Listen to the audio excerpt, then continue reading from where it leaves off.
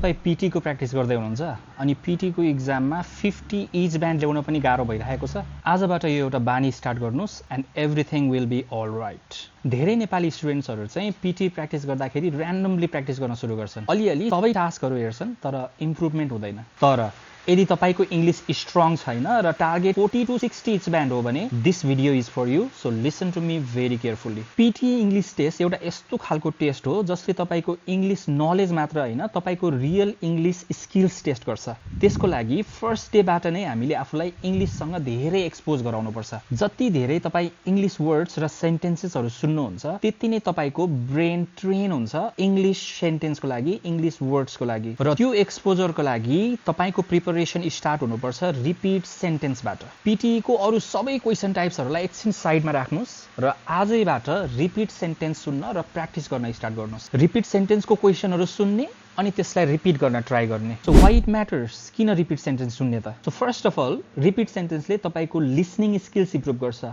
Second तपाईको English skills improve गर्छ and finally तपाईको मेमोरी पनि स्ट्रङ बनाउँछ। सो एउटै क्वेशन टाइपले तपाईको 3 वटा स्किल्सहरु इम्प्रुभ हुन्छ र त्यो 3 वटा स्किल्स पूरा पीटी एक्जाममा एकदमै धेरै युज हुन्छ। यति मात्र हैन, स्किल्स इम्प्रुभ गराउने त छदैछ, डेली रिपिट सेन्टेन्स प्र्याक्टिसले अरु क्वेशन टाइप्सहरुमा पनि डाइरेक्ट हेल्प गर्छ। सबैभन्दा important write from dictation. Repeat sentence र write from dictation almost similar question types हो। रिपिट सेन्टेन्समा तपाईले क्वेशन सुनेर त्यसलाई जस्ताको जस्तै रिपिट गर्नुपर्ने हुन्छ भने राइट फ्रम डिक्टेसनमा चाहिँ तपाईले त्यसलाई सुनेर टाइप गर्नुपर्ने हुन्छ। तर दुईटै क्वेशन टाइप्समा लिसनिङ स्किल्स र तपाईको मेमोरी स्किल्स सिमिलर तरिकाले युज हुन्छ। रिपिट सेन्टेन्सले रिड अलाउडमा पनि हेल्प गर्छ। कसरी हेल्प गर्छ त भन्दा तपाईले जति धेरै बोल्नुहुन्छ त्यति धेरै तपाईको फ्लुएन्सी इम्प्रुभ हुन्छ, जुन पछि गएर रिड अलाउडमा युज हुन्छ। यसले गर्दा ओभरअल अरु लिसनिङ र स्पिकिङ टास्कमा पनि इजी हुने गर्छ। आजैबाट डेली रिपिट सेन्टेन्सहरु प्र्याक्टिस गर्न सुरु गर्नु एक्जामको दिनसम्म एभ्री सिंगल डे। अब कसरी प्र्याक्टिस गर्ने त? रिपिट सेन्टेन्स प्र्याक्टिस गर्दा सेन्टेन्स सुन्ने, त्यसको मेन कीवर्ड्सहरुलाई सम्झिन ट्राई गर्ने अनि कन्फिडेन्टली त्यो सेन्टेन्स रिपिट गर्न ट्राई गर्ने। सुरुमा सबै वर्ड्सहरु मिलेन भनेर टेन्सन लिनु पर्दैन। पीटी प्र्याक्टिसको स्टार्टिङमा नै तपाईलाई कुनै कोर्स किन्नुपर्ने जरुरी छैन। तपाईको मोबाइलमा युट्युब हुन्छ, युट्युबमा जानुस् र युट्युबमा पीटी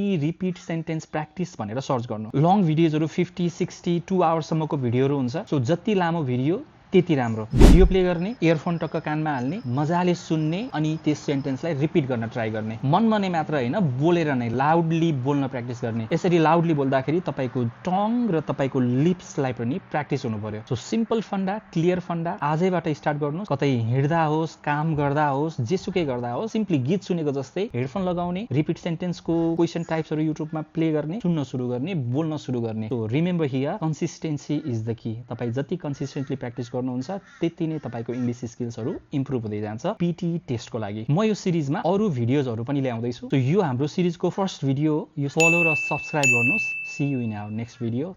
थ्यांक यू।